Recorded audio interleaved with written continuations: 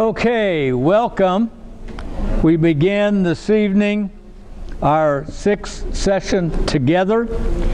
We have completed 5, and in having completed the 5, we have completed our training session, and we have the tools by which now to begin part 2, beginning to explore the naked man himself. Let me remind us that in paradise, Adam lived in a world that had 2 trees. And Adam chose to live in a world with only 1 tree. When God came looking for Adam, he found Adam naked in a garden. What kind of world did a naked Adam then create, is the question. This seminar, all of them put together, is about the cultural consequences for us of living in a world with only 1 tree.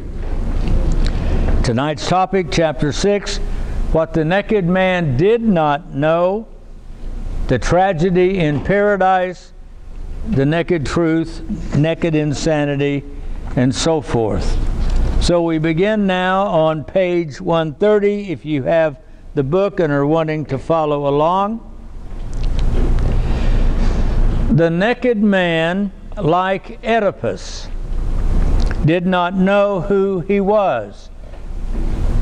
Oedipus' rational senses confirmed his understanding of the visible facts that he thought he knew.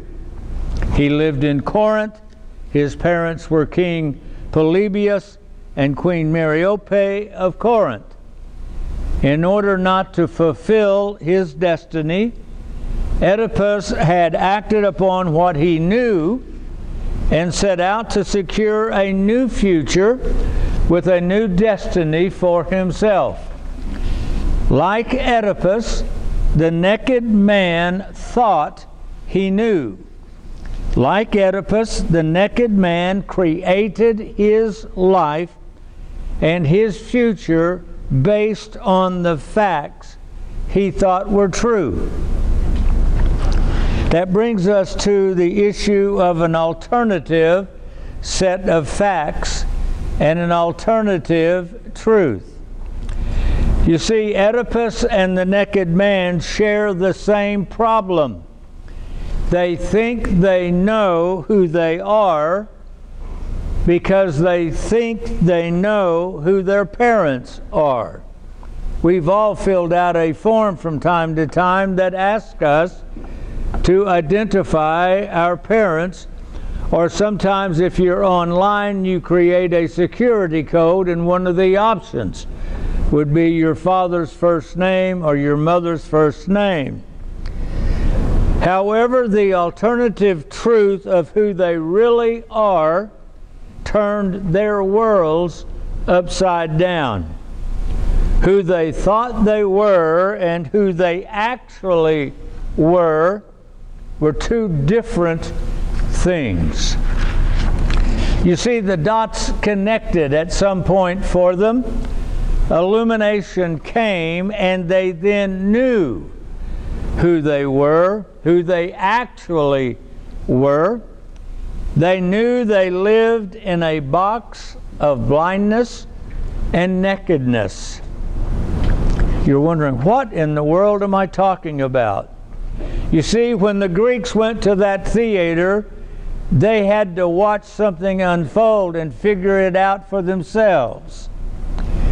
And like one of Sophocles' plays, we have gathered in this theater, and as an audience, we're going to have to figure this out for ourselves.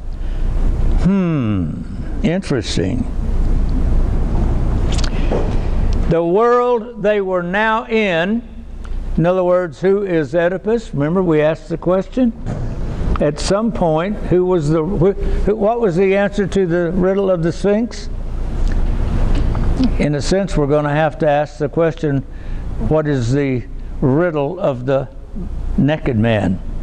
Who is he? The world they were now in, both Oedipus and the naked man, After the dots connected, that world was as different as Kansas from Oz it was for Dorothy. That difference. You remember in the film The Wizard of Oz, Dorothy looks at her dog Toto. I have a feeling we're not in Kansas anymore. She had stepped out of everything that had been normal to her and stepped into a world she had never. In the film, the reality of two different worlds was visually reinforced by having Dorothy's normal world filmed in black and white, and the new world she now found herself in was filmed in dazzling color. We could not mistake that she was in a different world. The stark contrast between black and white and color was unmistakable. Whatever this new world Dorothy was now in, it was dramatically different and unfathomably different from where she had been. Well, the first world was a lie. The world in which Oedipus lived was a lie. The box he lived in was based on his assumption of a rationalistic approach to life. He knew the facts with his mind. Inside his rationalistic box, Oedipus knew who he was. We're on page 131. This was the world he lived in. Ultimately, his world and his box proved to be a lie. He now saw it for what it was. It was a world of blindness, not knowing the truth about who he was. By the end of the play, Oedipus now lived in a different world, a world of insight, a world which did not blindly box him in his assumptions. In short, by the end of the play, Oedipus now saw his former world for the ugly, claustrophobic box that it was, and he now entered a new world. The audience living in the same former world as Oedipus, they thought they knew the facts about him too, saw only a tragic blind man walking off the stage. We think we know the data about the naked man, the Gadarene, because we've read it in the Gospels. Oedipus left the stage, and its blind audience, they had not yet figured out the meaning of the play any more than he had figured out his own life until the end of his play. Oedipus left a blind audience and now lived in his new world of insight and illumination. He now knew the truth about himself, and it had set him free from his prison. It didn't set him free from the awful knowledge of what he had done, but it now set him free from the prison that had caused him to do those awful things. Blindness and nakedness I'm using as metaphors then. Unlike Oedipus, the naked Gadarene story begins where Oedipus' story ends. The metaphor shifts from sight and blindness to clothing and life, whether in being naked and a graveyard. Sophocles' play was about the audience. The play was about them. They were the kings and queens of their own lives, the audience. They thought they knew the riddle's answer of the Sphinx for themselves, but they failed to see they were the blind ones walking with the blind man's cane. Gadarene is an evangelist proclaiming something by his nakedness and by the fact he's living in a graveyard. He is proclaiming with his life that we, all of us, in reality, are also naked and living in a graveyard, just waiting to die. That's a huge clue. We're dealing with the story mystically, if it hadn't dawned on you. The naked Gadarene knows the truth about himself and the world he lives in. Our story with him begins where Sophocles' play ends, when Oedipus at the end knows the truth. The Gadarene story starts with the truth. He knows who he is, and he knows the world he lives in, and he knows the truth about that 9-dot box that has now got him and us boxed in. What he does not yet know in the gospel event, when the story begins, is the solution to the 9-dot problem. He knows he's inside the box, as you and I are inside the box, but he doesn't know the solution to his problem, our problem in the box. Which brings us then, on page 132, what about us? The world Abraham found himself in after departing Ur and Haran was a different world. We talked about this in our last session. It was a different world. The sky was still blue and filled with stars at night. The grass was still green and water was still wet, but it was different. Perhaps a different metaphor is useful, one taken from recent news headlines. Recently, in a period of 9 days, Richard Branson and Jeff Bezos inaugurated space tourism. They actually did not enter space. Their flight was suborbital. They reached the boundary of space, and for 3 seconds, and the other passengers on each of their vehicles, vastness of space. But they did not enter space. They did not continue then into space, and therefore they did not live in space. They were close, but no cigar. In terms of metaphor, in the same way Oz was not Kansas, space is not Earth. Like Moses on Mount Nebo, Branson, Bezos, and company looked into the promised land, but they did not enter it. Unlike Moses and these suborbital sightseers, Abraham entered into the promise of the different world.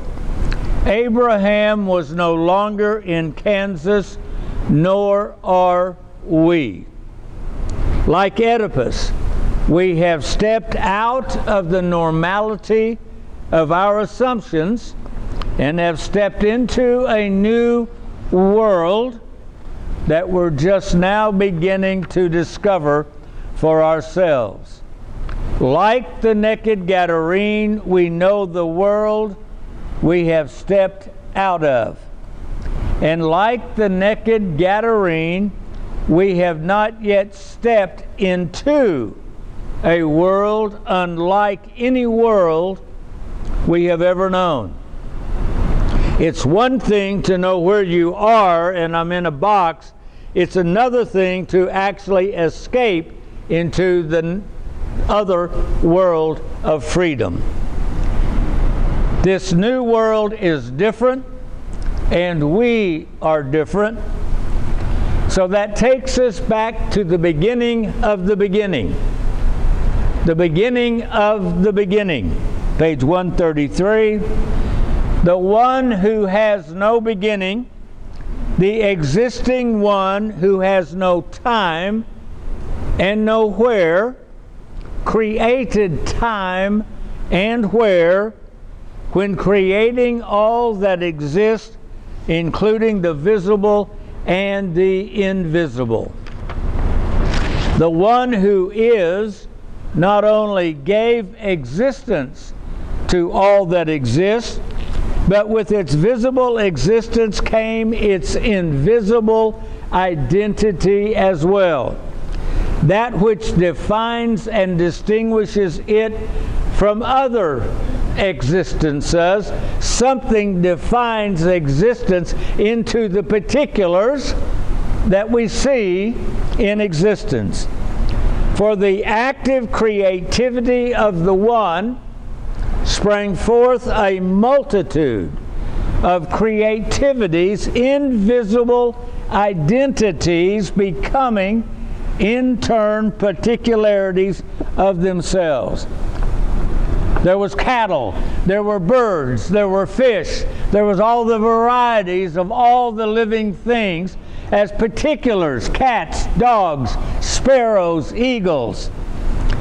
It was the world an invisible creator created with a multitude of invisible particularities, each becoming the visible manifestation of itself.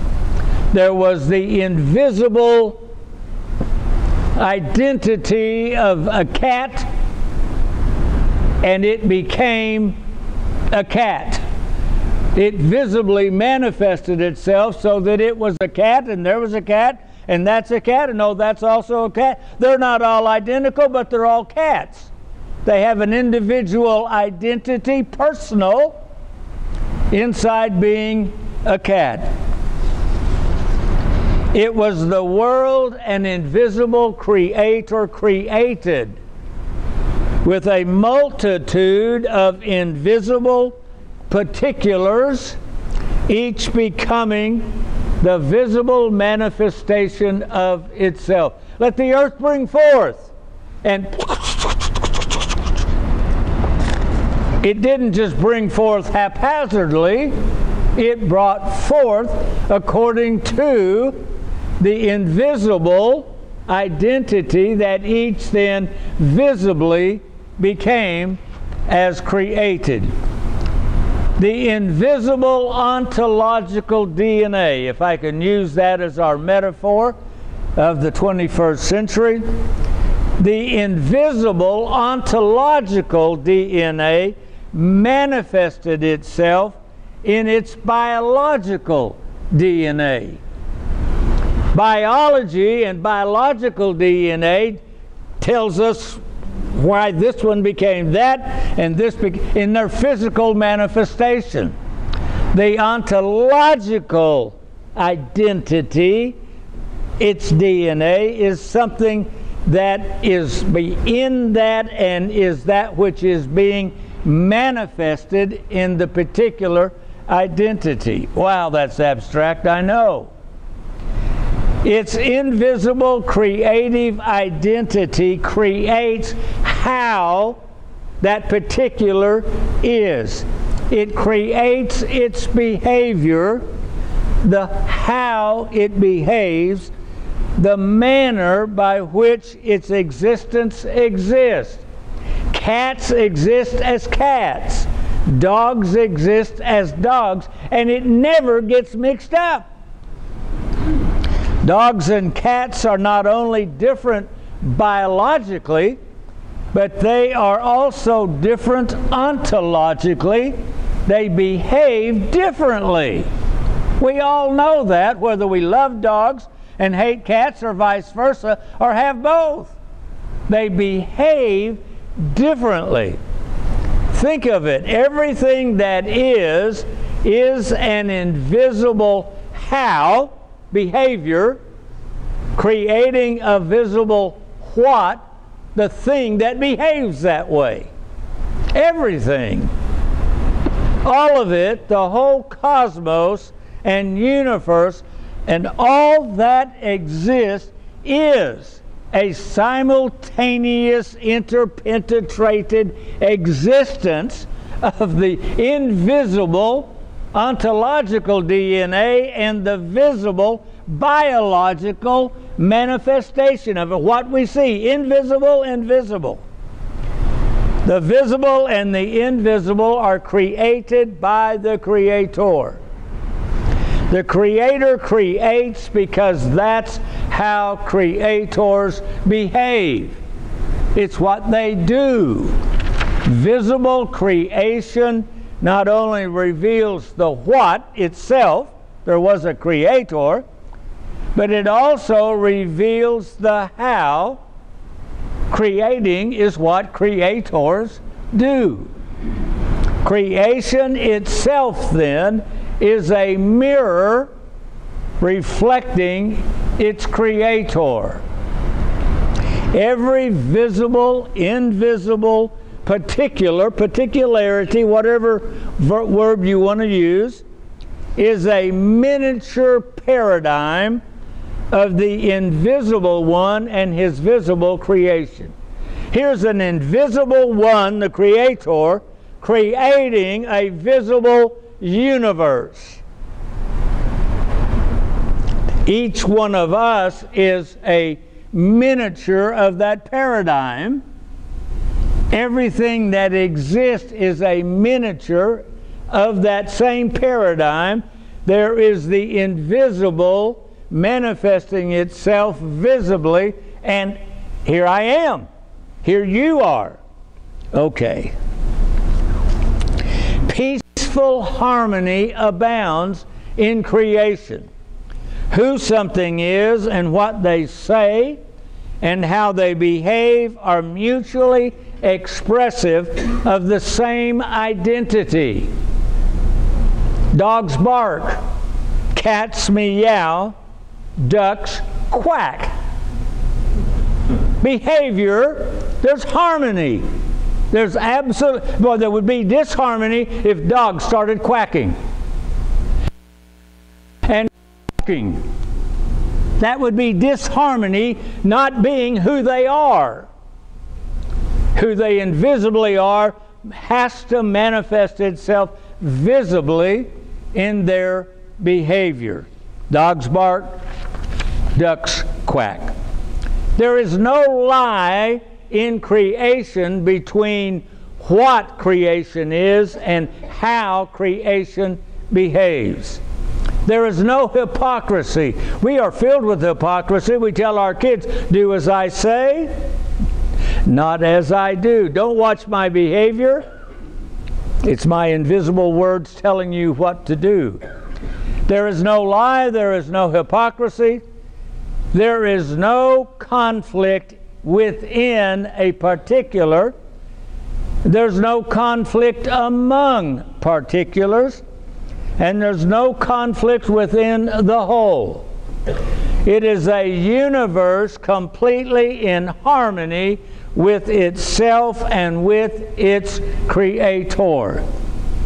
It is the symphony of creation being performed by creation. All of the different instruments, all of the different particulars in harmony, in tune with themselves. You have to tune the horn, you have to tune the strings, they have to be in tune within themselves so that the whole symphony is then in tune together. Creation is that symphonic glorification of the conductor who is the Creator. Which brings us on page 134 to our own beginning.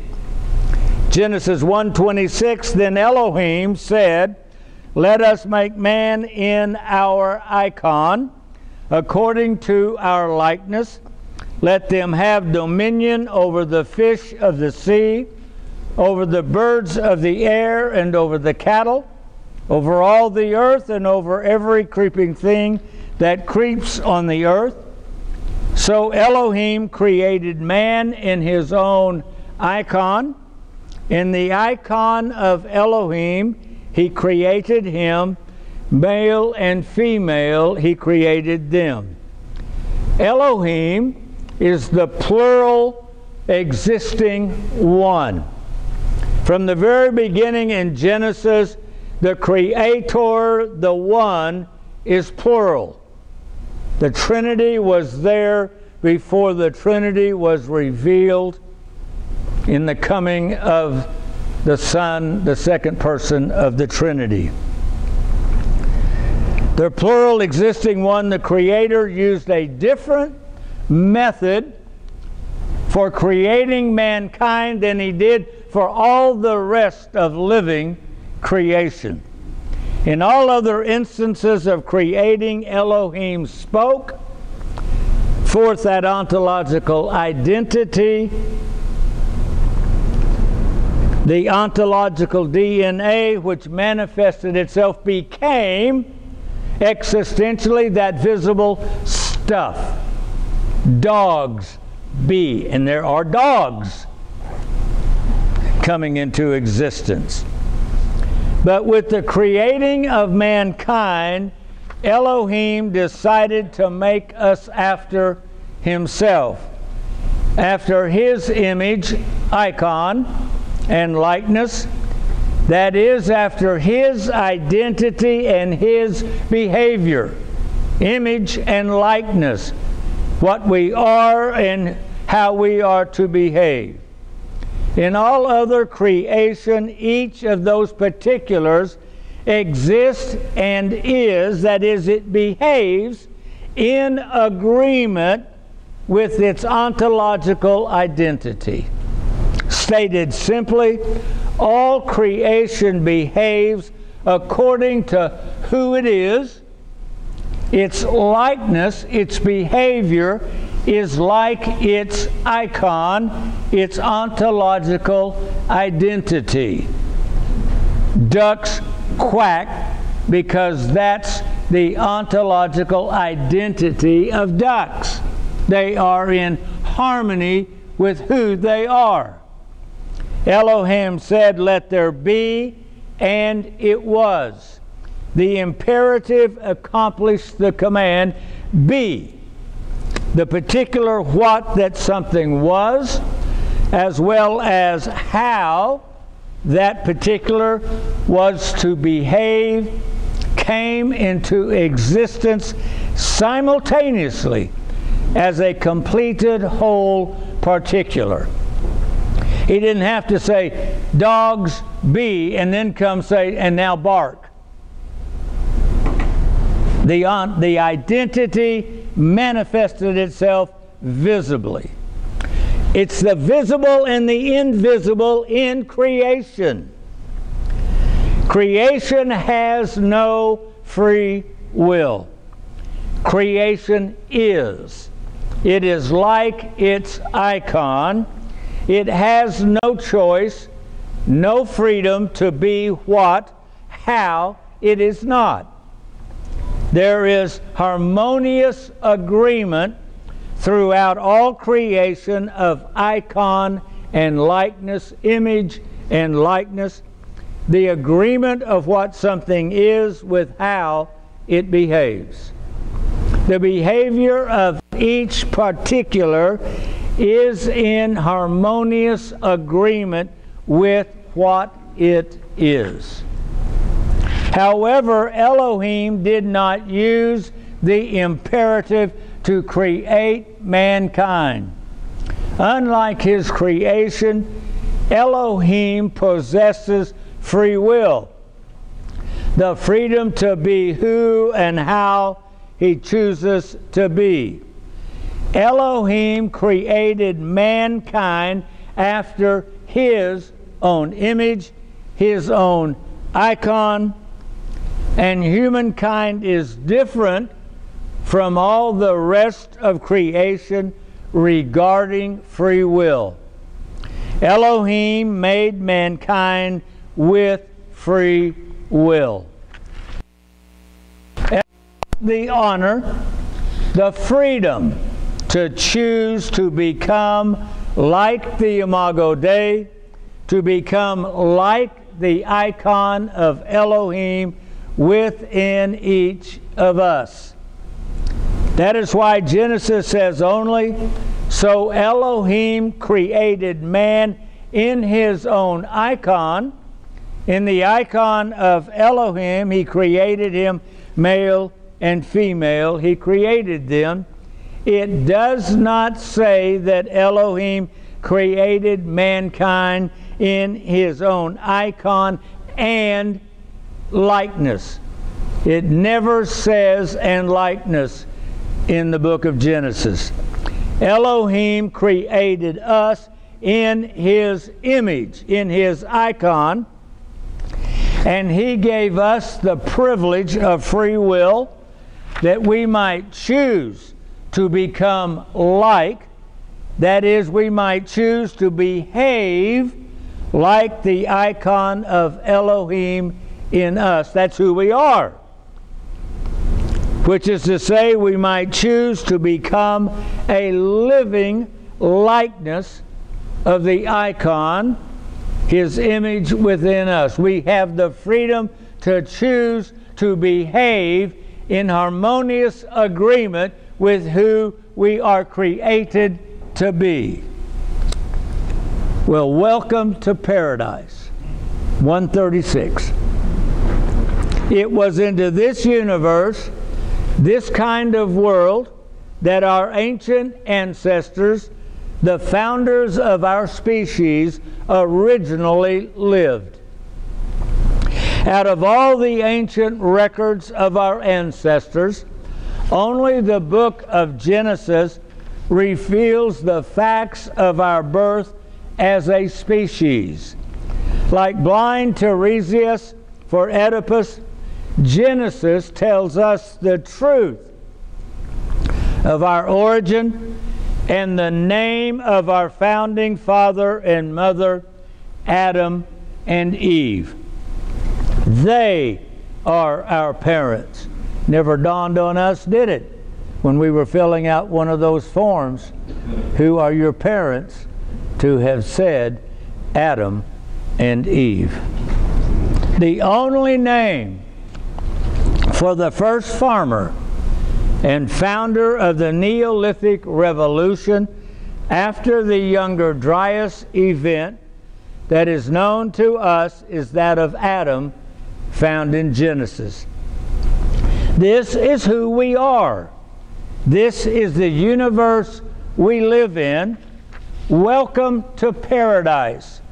Welcome to a world, a universe, and humankind being at peace, living in harmony within a harmonious creation. Welcome to us, at peace within ourselves, becoming like the icon of Elohim in us. Until on 136 there is the tragedy in paradise. The story of Oedipus is a story of human tragedy. The focus is on Oedipus and the awful outcome of his choices based on who he thought he was and thinking he was doing right. He unknowingly destroyed himself and his family. He kills his father, marries his mother, and has children by her, and faces the awful truth that he is the father of his siblings.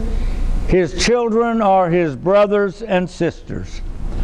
The human tragedy of Oedipus began with his parents, Laius and Jocasta, king and queen of Thebes. It is they, Hearing the prophecy that their newborn son would kill his father and marry his mother, they decided to mutilate their son's feet and abandon him in the wilderness to die by exposure to the elements or the wild animals. In all their knowledge, they thought they could do it. They were arrogant enough to think they could handle all the unknown contingencies.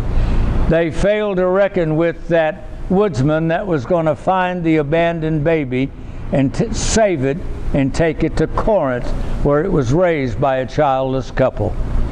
It was their collective decision, the parents of Oedipus, that set the awful outcome and tragic fulfillment of the prophecy in motion. Oedipus' parents did that. It was our parents that did the same thing for us. Adam and Eve set in motion the tragic consequences that leads to the choices we make in our own lives that bring us so much pain to us and to others. Likewise, the tragedies befalling mankind and human existence were set in motion by our ancestral parents, known to us as Adam and Eve. Elohim created them and placed them within the paradise of His harmonious creation. Well, free will has consequences. Free will is real. It comes with consequences. There is a difference between choice and preference.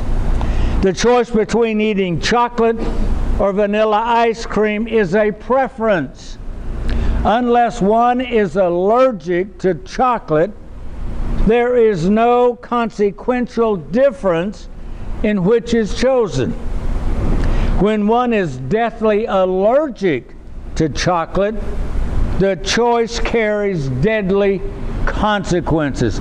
It's the consequences that come with the choice. We have the freedom to choose. We don't have the freedom to avoid the consequence.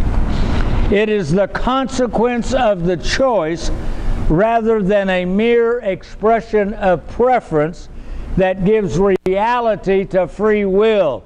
Free will is something real, and its consequences are real.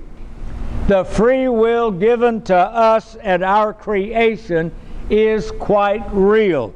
It has life and death consequences.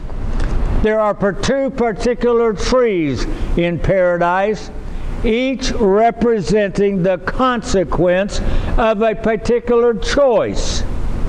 Choose one tree to base your life on, and you will die. Choose the other tree, and you will live. It is not a punishment. The consequence was inbuilt in the choice. We've got to get rid of this image of God as an angry parent beating us up, punishing us in some childhood act of rebellion or disobedience. Nonsense, nonsense, nonsense. You do not beat to death a baby that suddenly cries or touches something you said not to touch. Nonsense, nonsense, nonsense to put that same horrible behavior onto Elohim, our Creator. Free will is ultimately a choice between life and death. One choice gives us life, the other choice brings us death. Consequence is not a punishment. The consequence is inbuilt in the choice. Ultimately, a choice is a choice between consequences. Which consequence do we choose? The choice of our founding ancestors the choice they made is illustrated marvelously in the movie Indiana Jones and the Last Crusade. The Holy Grail from the Last Supper has been located, according to the movie. Guarded by the Grail Knight, the Holy Grail is set among a multitude of beautiful chalices. And then the following scene occurs. The Nazi Walter Donovan says, "Which one is it? The Grail Knight, you must choose, but choose wisely, as the true Grail will bring you life, and the false Grail will take it from you." And then the Nazi Dr. Elsa chooses a Grail that attracts her to its beauty and gives it to Walter Donovan. He drinks from it and he shrivels away to nothing, dead. And the Grail Knight, Riley says, he chose poorly. You see, Elsa is Eve, Walter Donovan is Adam, and she gives him the chalice, the wrong choice, and he dies. They choose to use the freedom of free will, our parents, our ancestral parents, to become like whom they wanted to become, rather than choosing to become like their ontological DNA, the icon of Elohim within them. This was the first occasion in the universe where that which was created did not behave like its icon. Happy are they who become like the icon, or strive to become like the icon. It is best that we should completely become like the icon, but failing this, let each of us at least have the unflinching desire to do so, to possess the completed likeness of the icon in our own behavior. The issue was not that mankind failed completely or adequately to behave like its icon. It's not that they made an 80 instead of 100. That's not the point. Mankind refused to become like its icon. The issue was not that mankind failed to completely become like the icon. Our ancestral parents refused to become like the ontological icon within them. They refused to try, failing to understand the life-giving relationship between their ontological DNA and their biological DNA. By disengaging their behavior from their ontological icon, death occurred. They introduced death into paradise. Death was not instantaneous, but the process of dying began. Adam and Eve took their life and they gave it to death. They gave life to death. Death now lived within them like a cancer, feeding on them while killing them. They and all their descendants to come were now living in death. They lived out their days giving life to their death, with death growing stronger while they grew weaker, until they had no life left in them. They had purchased death. The final installment was made, and they now owned death. Buried in the graveyard, they lie, clutching what they had given their whole life to buy, a dead body.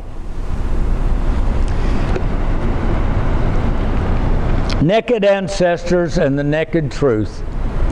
Dazzled by the delightful beauty of the physical world, the ancestors chose a sensual life, that is, a life confined to the world of their five senses. They chose their five senses to determine their world. What they could hear was now limited to what their physical ears could hear. What they could see was now limited to what their physical eyes could see. They became deaf to what they once heard and blind to that which they once saw. Our ancestors no longer saw the invisible light that once clothed them. Their physical eyes could only see. What they now knew was limited to what they now saw, and they knew they were naked. The naked truth then. Adam and Eve became the zombies of fiction, the living dead. They were the pirates of the Caribbean. They were dead masquerading as alive. They were dead men walking. Their living garments evaporated. The beauty of life no longer infused and permeated their existence. Their loveliness had already begun its slow fade to death. Adam and Eve knew they were naked. They knew they had lost something important. They were naked. Think of it. In all the universe, they alone were out of step. They alone had disharmony within themselves, between their icon and their likeness. They were no longer in harmonious agreement with their own ontological identity. They were exposed naked. The only thing naked in the universe was them. The only thing naked in the universe today is their descendants. Us. When Elohim came for his daily walk with them in paradise, they knew they were naked. Unlike the prideful emperor, they knew they had no garments, so they hid.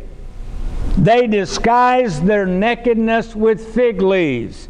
Fig leaves that, having been ripped from their branches, were now, like them, also separated from life. They used dying leaves to hide the naked truth.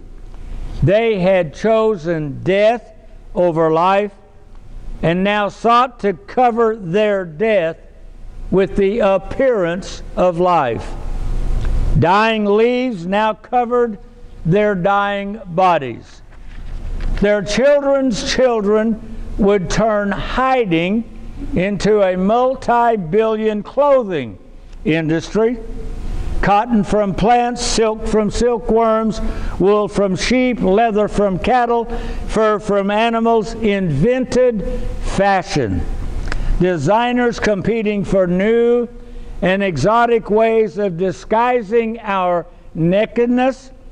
Today even use nakedness to hide our real nakedness, that we are each dying. It is certainly true, the devil wears Prada. Got that one, didn't we? Miranda Priestley is the godmother of a world desperate to hide its naked truth. Not the world of fashion, the world. So that brings us to naked emperors and empresses. Hans Christian Andersen's The Emperor's New Clothes wonderfully reminds us of our self-deception in believing our clothing actually hides our nakedness. We're talking that ontological nakedness in our existence. We were offered a new set of clothes, if not more dazzling and stylish than the ones Elohim had designed for us to acquire. The ones now offered were available immediately, instantaneously, for something to wear. After all, why spend a lifetime of becoming like an image when there on the rack were the finished garments ready to buy and wear? Why look like Elohim when we could choose our own idols to look like, act like, and be like? Forgetting it is the devil who wears Prada, like Faust, we took the deal. We have been paying the price ever since. Our founding parents turned paradise into a graveyard. The naked truth is that every one of us is dying, whether we know it or not. The naked Gadarene existentially manifested, he exhibited our ontological truth. He was naked like our ancestors. He was living in a graveyard because that's what our ancestors made of paradise. And what we live in may be disguised as life, but we live in a graveyard. We live in a world of death.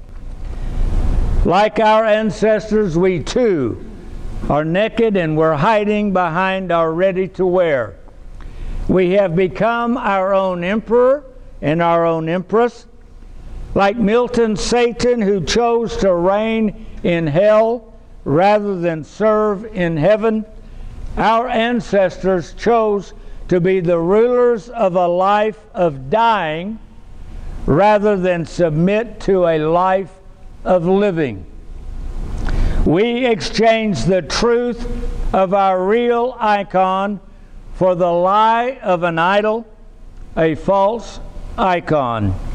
Instead of choosing to become like the life-giving ontological icon of Elohim, we chose to become like any death-giving idol that suited us. That simple choice, the choice of whom we choose to be like, has given us death. Again and again, over and over, we make the same choice. Growing tired of being like this idol, another idol catches our fancy, and we worship at the altar of our new idol, the altar of celebrity, acting like them, talking like them, dressing like them. The naked man, by being naked in that graveyard, the Gadarene, confessed who he was and who he is. Unlike the naked emperor who did not know he was naked, the naked man knew that he was. He knew he was naked in that existential ontological sense. He stopped hiding in the bushes. A lifetime of chasing idols and sports heroes, of keeping up with the Joneses or the Kardashians, had not covered nakedness. It was all vanity, a great lie to cover up the truth. Each of us is dying. That's the naked truth. That no makeup or latest fashion from Paris, no tummy tuck, facelift, or breast implant, no amount of money, no flamboyant and high roller lifestyle, no amount of uppers and downers can ever hide when we are all alone with ourselves and we face the truth. We are a living dead person, man or woman. The naked Gadarene was powerless to disguise, alter, or even hide the truth. In an act of confession, he took off all the disguises of life. The naked truth was he was a dead man already. Ontologically, he was naked, living in a world of dying people. He was already living in a world of self-chosen death. What better way to confess the truth than to live the truth by taking his artificial clothing off? He removed his clothes and took up residence in a graveyard. He became who he was, a naked man in a graveyard. Which then comes to the ultimate cover-up. The denial of death is the greatest cover-up.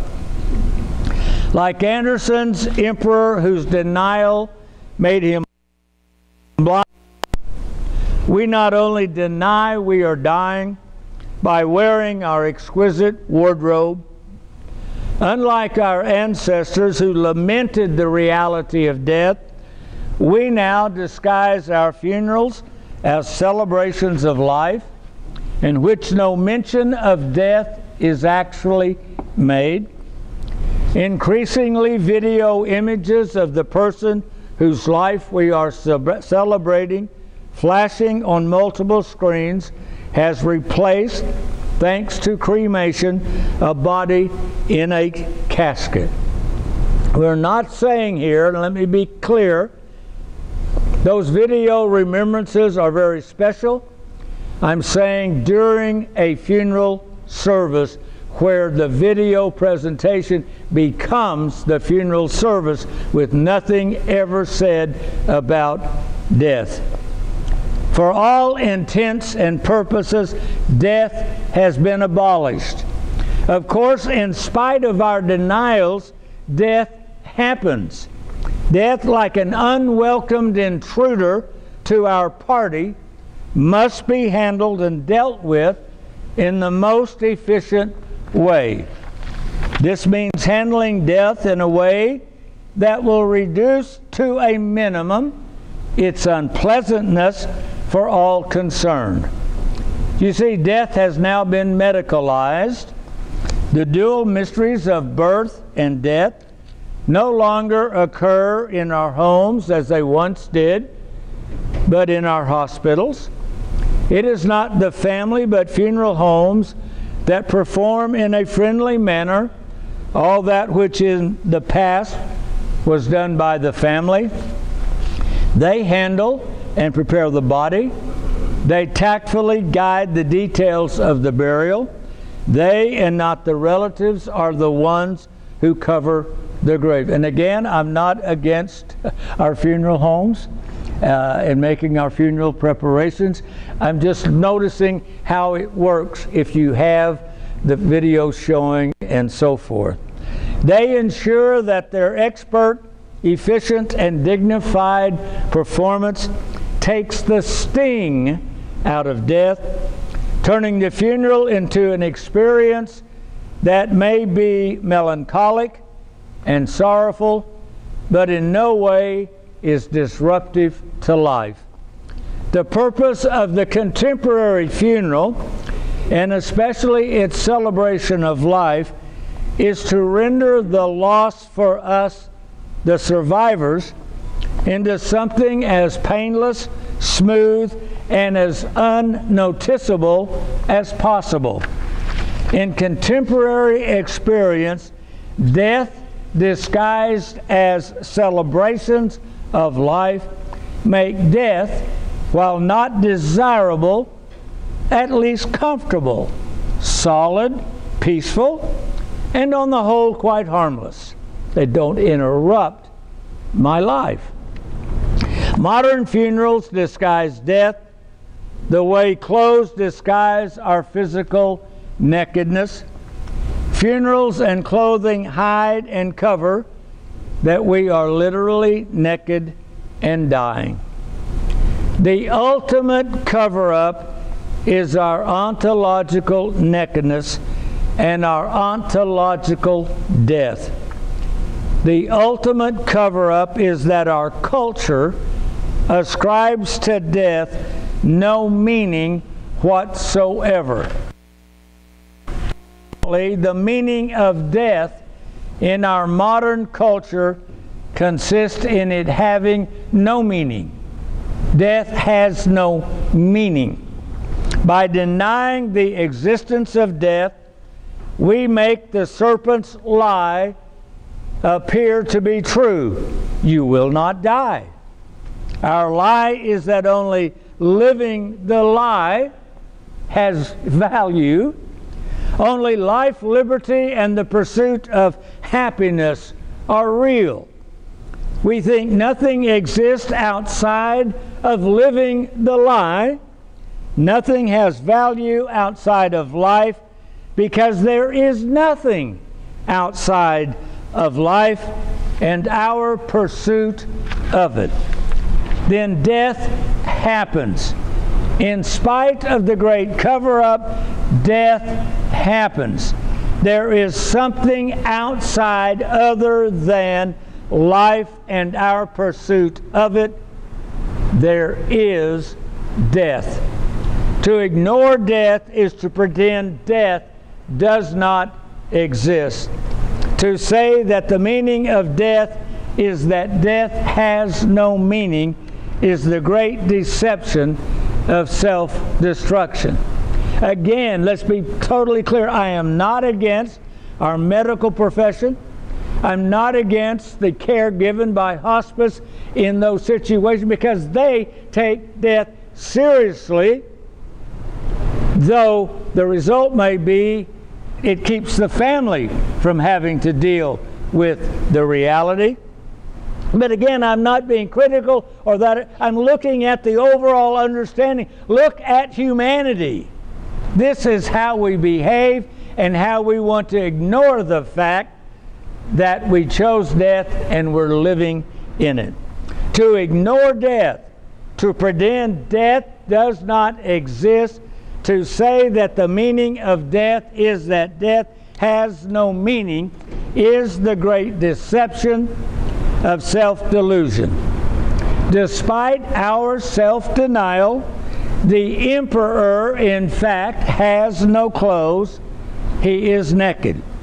In spite of our skillful disguises, we know without knowing how we know if death has no meaning, then life itself has no meaning.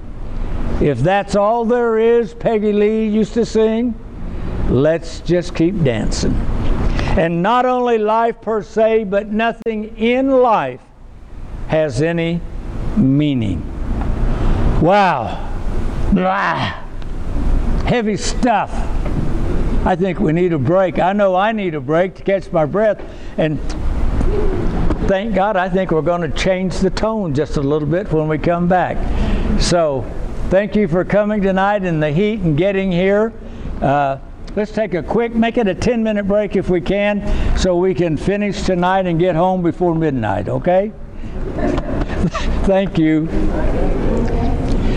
We are now on page 144 in the book. Welcome to our insane madness. In the first half this evening, we have just dealt with the issue of the graveyard and being naked. In our second half, we're now going to begin dealing with the issue of insanity or cultural insanity. Welcome to our insane madness. Nietzsche's madman went mad when he realized his culture had killed the idea of God. The insanity of killing God in one's culture could not be embraced. The extermination of the sacred created a cultural corpse. The madman knew by killing God, we had killed ourselves and had exterminated all meaning. Science had been reduced to performing autopsies on an assassinated culture, or we might even say a suicidal culture. Machines might keep culture artificially alive, but for the madman it was all a lie. Without God, life and the culture it creates have no meaning. The madman went insane. It was the only way he could live naked in a graveyard. Welcome to the Gadarene.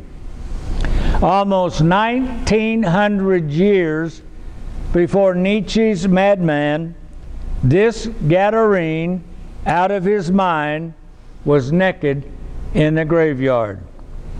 Everyone wearing clothes knew he was out of his mind because he did not fit in and wear clothes like everyone else. He alone refused to play the game and join the charade, pretending that by wearing clothes he was not naked, mystagogically naked. He refused to pretend he was alive when he knew he was a walking dead man living out his death. Normalcy, and right-mindedness. At the end of the naked man's story in Luke, the townspeople find the man clothed and in his right mind. Turn aside and ponder the question of being out of one's mind. Philo of Alexandria, a contemporary of Jesus and the Gadarene, writing in Egypt, said that mankind is both logos and hologos, which means logos and non-logos, which was translated in 1953 as rational and irrational into English in the Harvard Classic series. Let us consider how this is a mistranslation, and as a mistranslation, it gives us a clue into our culture that we are living in. The English translation, logos and hologos, becoming rational and irrational, suggests that the two Greek terms, and we're talking about logos, and the alpha before logos is like a negative, and it's an identity, not this and not this. But when you make this translated as rational, and this, you could say, is non-rational. But if you make it irrational, something happens with that word, and we're going to look at that for just a second.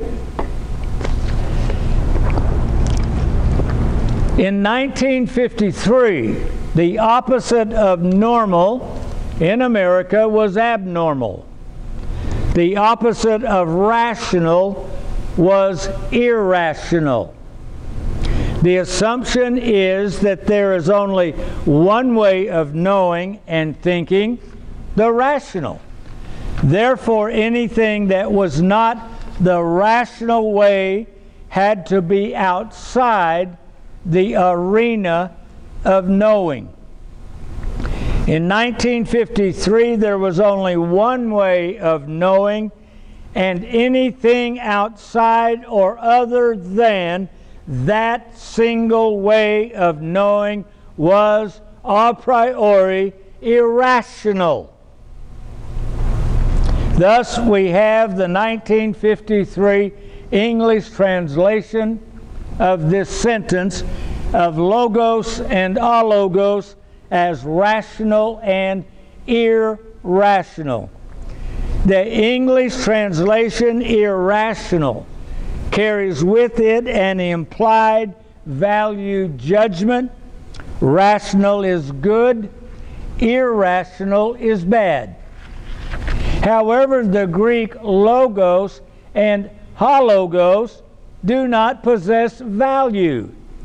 The Greek letter alpha, the A,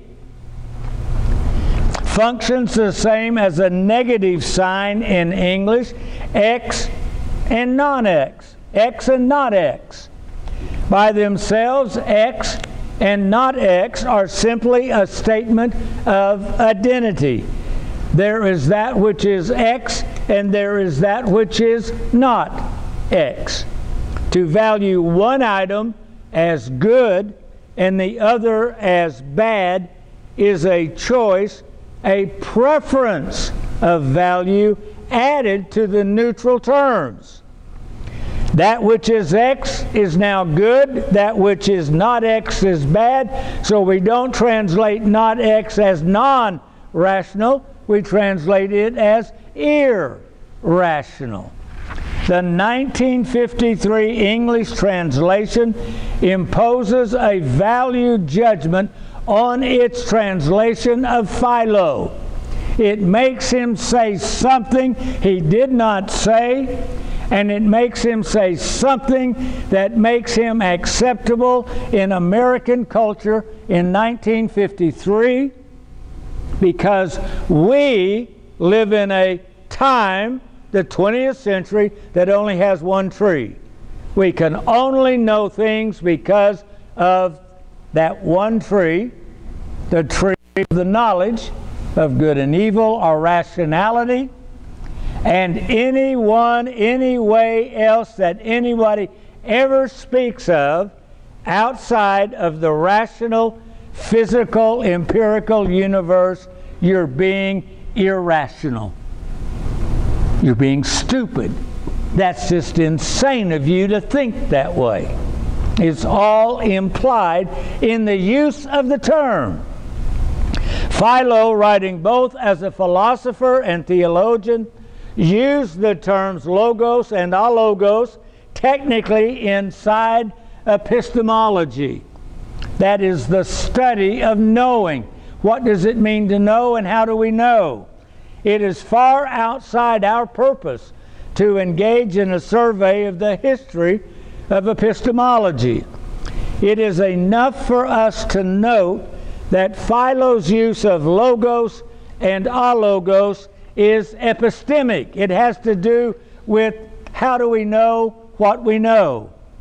It is also outside our purpose to enter into a survey of Philo's epistemology as found throughout his writings. Philo is important because 2,000 years ago he offered a philosophical alternative to the Chaldean epistemology. That's Mesopotamia. We dealt with it with Abraham last session. He discussed philosophical alternatives to the Chaldean system of knowledge that was now being embraced by the followers of the Greek philosopher Aristotle. Philo was not opposed to the science of the Chaldeans. Let's get that straight. He was opposed to the Chaldean epistemology that knowledge was limited to and a derivative of only scientific empirical knowledge. The Chaldeans said there's only one tree and only one way of knowing anything empirically. It is that choice of saying there's only one way of knowing that Philo is arguing against philosophically as well as theologically. Philo opposed Chaldean epistemology not only as a philosophical disagreement because it only had one way of knowing. Philo also opposed Chaldean epistemology because of the destructive limitations derived from it upon how people lived their lives. He disagreed with it philosophically, the restrictions, because he believed, as most of the Greek philosophers before Aristotle, that we had two ways of knowing.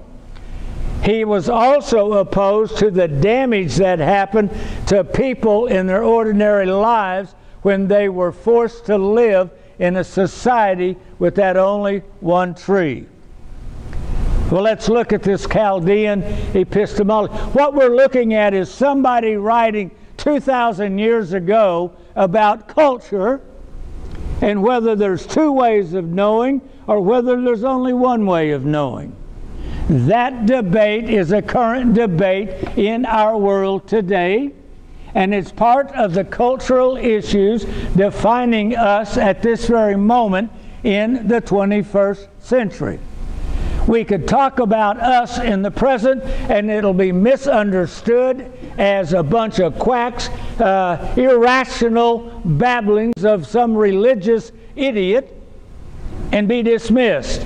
We are not doing it that way. We are looking at someone else 2,000 years ago who philosophically, and Philo is no unknown person in history. He carried and led a delegation of the Alexandrian Jews to the emperor at the time when there was a battle going on in the Roman Empire between the Alexandrian Jews and the rest of the empire. So he is an important historical figure. The Chaldeans, that was ancient Sumer and Akkad in the eastern end of Mesopotamia, by observing the rising and the setting of the sun and the moon, the repetitive cycle of the seasons, and the movement of the stars across the midnight sky, invented the calendar. This is a huge, huge invention. The calendar was necessary for the domestication of crops. They had to know when to plant their crops. Planted too early, the crops might die from a late freeze or cold spell. Planted too late, and the summer sun might kill them. The domestication of crops led to a life lived in submission to the calendar. The calendar dictated when to plant. The natural occurrence of the stars, which dictated when to plant, now controlled and regulated their lives. Calendric time was invented. If you plant the crop, you couldn't leave it. The animals would come in and dig it up and eat it. So you had to live there to protect it. And then you had to harvest it. And then you had to plow the field to get it ready for the cycle all over again.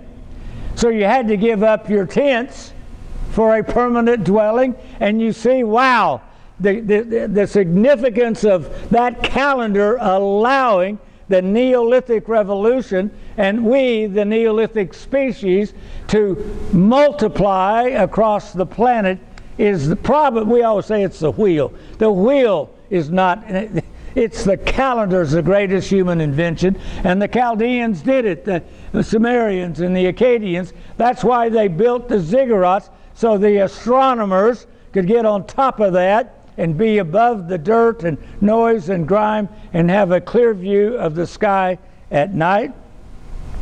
Calendric time required not only precise observation of the movement of the stars, but also required a precise calculation, a prediction of the next location of these moving stars, should there be storms or cloudy nights which hid the stars from them.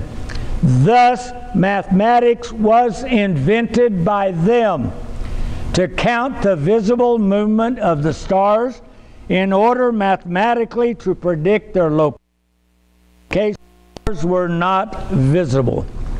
It was the ancients of Chaldea that invented astronomy and mathematics, including algebra.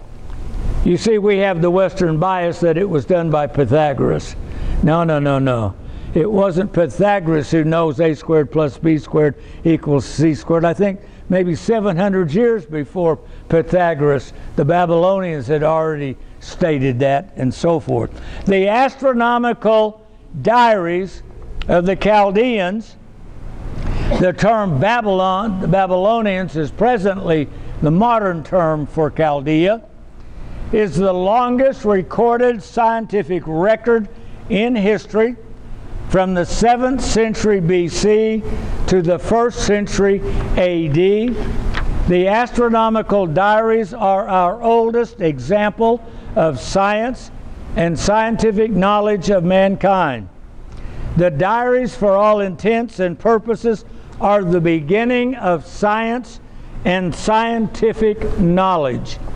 A recorded knowledge of the visible, physical reality knowable by mankind's 5 senses in the sky, the stars, and the seasons, and the coming of the changes. The astronomical diaries are an example of Chaldean epistemology, an epistemology today known generically, we call it scientific thinking, the empirical world and knowledge from the 5 senses. Page 147, the calendar's revolution. The creation of the calendar made possible the domestication of crops. The calendar necessitated the creation of scientific thinking and its product, scientific knowledge. The domestication of crops created an entire lifestyle of behavior as well. This is the key. Tents were traded for permanent housing, and architecture was born. A stable food supply lessened the mortality rates and led to an increasing population. Soon there were more people than needed to work in the fields for food production. We don't need all the people out there in the fields. So towns and cities grew. The arts of music, writing, literature, and art came into existence as human creativity flourished. Agriculture gave birth to culture, gave birth to urban culture. Agriculture gave birth to urban culture. The cities created governments, and from the cities, the Greek term polis came politics. The Greek philosopher Aristotle marked the transition from nomad to farmer, from farmer to town, and from towns to the city as progress. It was in the polis that was the ultimate goal of mankind. Creating the city, according to Aristotle, is the greatest goal of mankind, was achieved with the integrated ordering of all human life into an organic, harmonious whole. We were all cogs in the system, taking our place in the order of things so that the city was this harmonious working place. By arriving at the creation of the polis, the city, mankind, according to Aristotle, had achieved its ultimate goal and purpose. Mankind was the politikos, the polis creator, the polis creature, destined to become urban and urbanized, to create and live within an urbanized world. It is this man-made urbanized world, the world created by the Chaldean science and its calendar based on astronomy, that Philo questioned. He's questioning that culture and that belief that the city is the ultimate goal of humanity. the sociological use of science, Philo recognized the distinction between scientific knowledge of physical reality and its value, and the sociological use of science to order, regulate, and control human thinking and behavior. He recognized the difference between scientific knowledge of the physical and the sociological use of science in order to regulate thinking and behavior. That is, Philo questioned the restriction of human thinking and human knowledge to the singular knowledge of the human senses, to only one tree. Philo objected to the limiting of the knowable world to only that which was knowable by our senses. Philo was not opposed to science and scientific knowledge, nor are we. Nor are we. Got that clear tonight?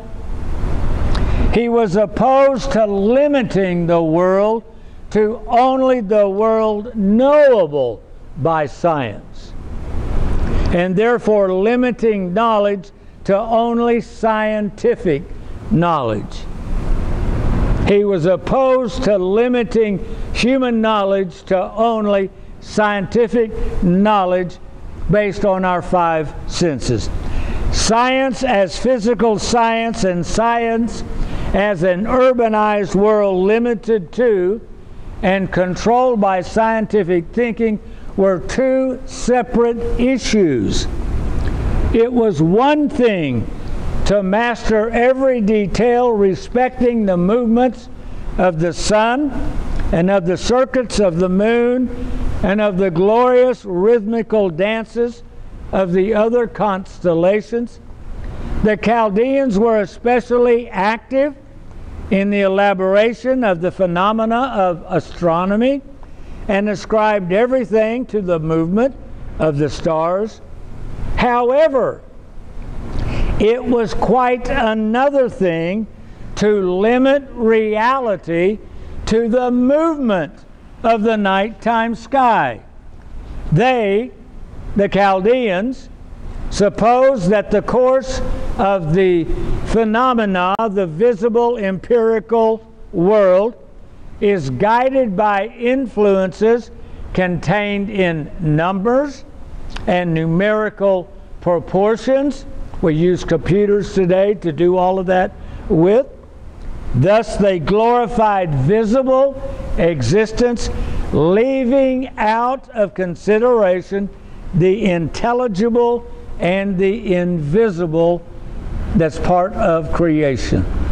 But the Chaldeans did not stop with reducing reality only to that which is visible.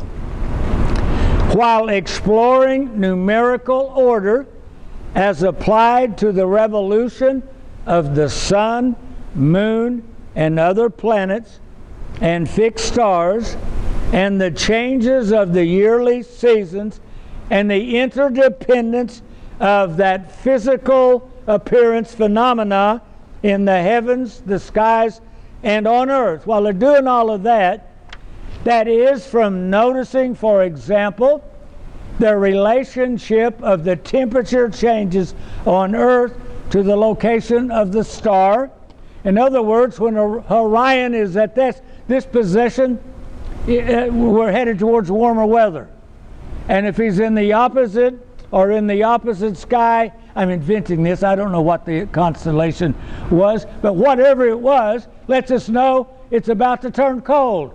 We're moving into the colder months of the year. So we could tell that they not only invented the calendar, which predicted when those temperature changes would happen, when to plant and when you're going to harvest. They then concluded the physical world is itself God. That's all there is, the physical. thus profanely likening the created to be the creator. The Big Bang, there was just a hunk of stuff, and it exploded, and it, in its explosion, created the universe. There's nothing new in this equation. We just changed the lingo. Creation, the physical world, is all there is. It's our God. It's what created us. Which is to say, for Philo, the Chaldeans had reduced reality to that which was only knowable by mankind's senses. There was only the physical world and nothing else. There was nothing else but the physical world. For the Chaldeans, mankind's knowability, their ability to know something, was limited to and restricted by what was knowable by one's senses. Mankind called knowability based on the senses rational. This is called rational knowledge. It's based on the five senses. Page 150, the tool becomes the master. The ability of the human mind to observe the repetitive nature of the movements of the sun, the moon, and the stars of the nighttime sky, plus the ability of the human mind to understand, comprehend, and see a use for what was observed, led to the creation of the calendar, which launched the Neolithic revolution of agriculture and led to the urbanization of mankind. The Neolithic revolution also led to the exaltation of human reason and rationality, upon which the calendar and the Neolithic revolution was dependent for its existence. The calendar was a wonderful tool. We never doubt that. We use it ever since. For 10,000 years, we have been using a calendar to know when to plant. The maintenance and accuracy of the calendar led to the creation of science, especially astronomy and mathematics, which led in turn to the building of permanent housing and ultimately to the creating of cities, urban life, governments, nations, and empires. In this new urbanized, cityfied, politicized, and man-made world, Chaldean science sought to master every detail respecting the movements of the sun and the circuits of the moon and the glorious rhythmical dances of the other constellations. The world in which mankind now lived was a world limited to that which was visible and knowable to the senses. The Chaldeans imagined that this visible universe was the only thing in existence, either being itself God or containing God in itself as the soul of the world. The Chaldeans were the masters of the science they created, and they had the reputation of having, in a degree quite beyond that of other people, elaborated astronomy and the casting of nativities. That is, the Chaldeans had achieved the ability, based on their accurate observations, mathematical calculations, to predict accurately the arrival, the birth of the new moon, and other astronomical phenomenon. Had they discovered Halley's Comet, could have predicted when it was coming back. With their mathematical precision, had they been alive today they could have calculated how to get Apollo vessels to circle the moon. They were the gifted ones that invented the knowledge of the sky, the heavens, and the science that was used, the numbers system that was used, which eventually takes a computer to do it all for us. But whatever we're doing today is just the modern day behavior they invented and created. We are the inheritors of that. Limiting the universe only to what they saw and having achieved remarkable success in accurately predicting new moons, the coming of the seasons, the Chaldeans set up a harmony between things on earth and things on high, between heavenly things in the sky, the stars, and earthly things, a harmony between the movement of the stars and the movement of the earth, when to plant, not plant. Thus the Chaldeans made fate and necessity divine, thus filling human life with much impiety by teaching that apart from visible stuff, phenomenon, there is no originating cause of anything whatever.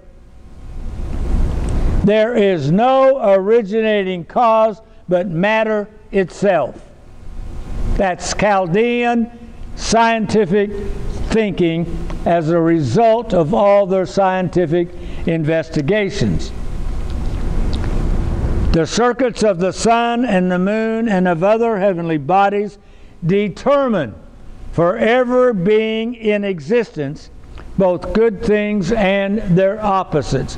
Not only did the stars tell us to create a calendar, not only did the movement of the stars let us know when to plant, when to harvest, when to plow, they also regulated the details of every human being's life as well.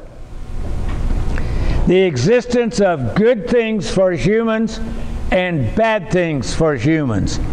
If it tells us when to plant and when to harvest, the Chaldeans, you see, were masters of science, and their science became their master. Astronomy became astrology. Astronomy, science, became science became sociologically adjusted when you take science and give it a sociological application in society.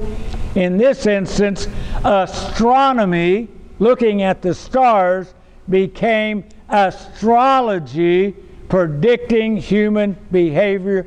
Do this, don't do that.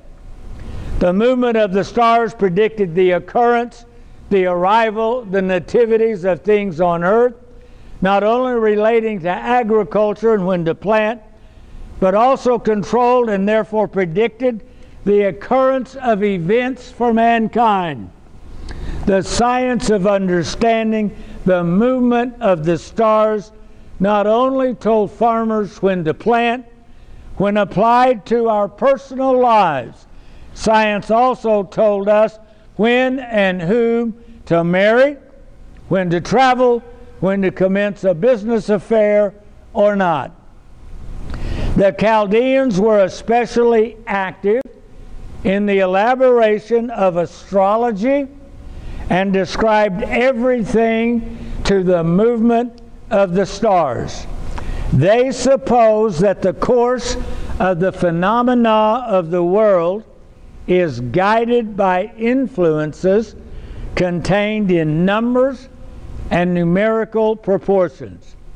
Thus, they glorified visible existence, leaving out of consideration the intelligible and the invisible. So finally, on page 153, this is the point. 2,000 years ago, using the philosophical methods of epistemology, the study of what knowledge is and how we know, Philo of Alexandria examined the epistemological assumptions embedded within the science of the Chaldeans. 2,000 years ago, the discussion of knowledge and human knowability was a philosophical discussion among the various schools of philosophical thought. The historical debate between Plato and Aristotle, Platonists, Neoplatonists, and Aristotelians need not concern us. The point is this: the philosophical and epistemic assumptions of science are open to legitimate investigation and debate. The assumptions are open to discussion and debate.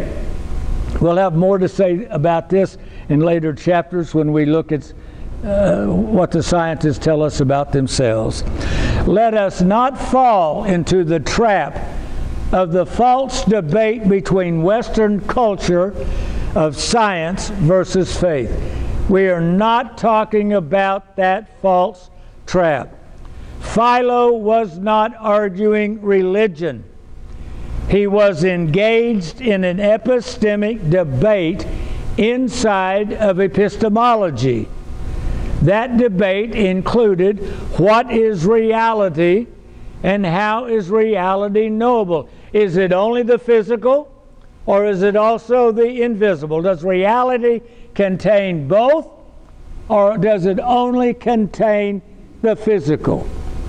If it contains both, do we only have one way of knowing stuff?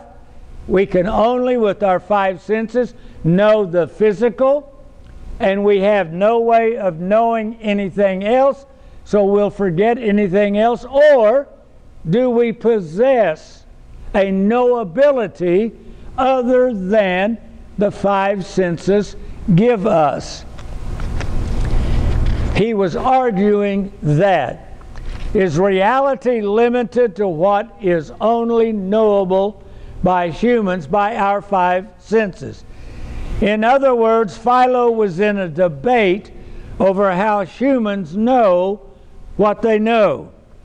Philo stands within a philosophical tradition that includes the assumption of reality containing both that which is knowable by our senses as well as that which is knowable by, not knowable by our senses, and which is knowable by other methods of knowing that we humans possess.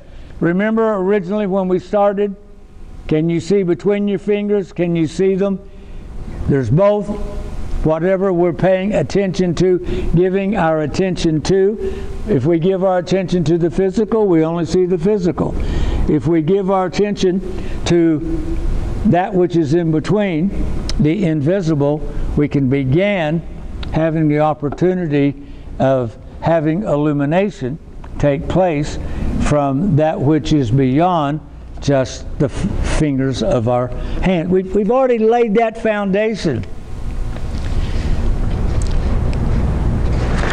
In other words, reality, according to Philo, is not limited to a single part which can be known, nor is human knowability limited to only one way of knowing. Reality contains that which is knowable by our senses and that which is not knowable to our senses. Rational, knowable by our senses, and non-rational.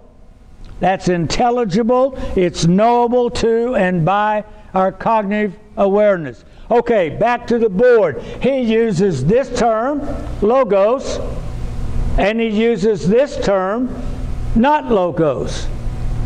Rational, not rational. Two ways of knowing, and we have both. We use our rational way and we use our non-rational way. We use the rational to see the fingers. We use the non-rational to see between them.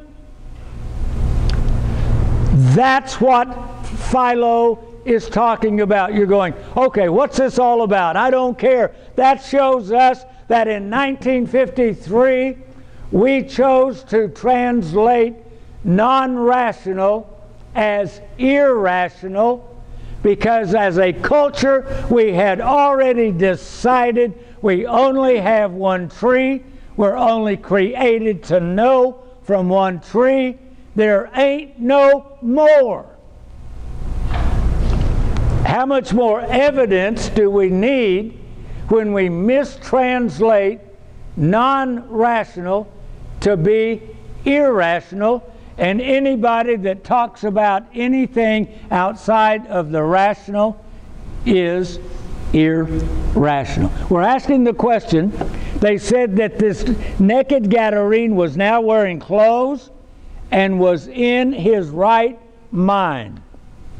Well, what determines right-mindedness? Rational and irrational is saying, we'll tell you what right-minded is. Rational is right-minded. Anything else is wrong-minded. You're out of your mind-minded. Got it? That's what all of this tonight was about. It's rational, and reality is non-rational. Human knowability, the ability of humans to know, includes two different ways of knowing. Human knowability contains both the rational, used by our senses, as well as containing the intelligible, by which the non-rational is known. Reality is both rational and intelligible. That which is visible is knowable rationally. That which is invisible is knowable intelligibly with our cognitive awareness.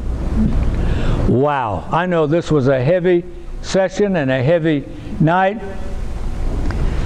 It gets a little easier week by week as we continue moving into and building on the foundation of just who this naked Gadarene is and who his parents are, and why is he considered to be out of his mind, and now he is in his right mind.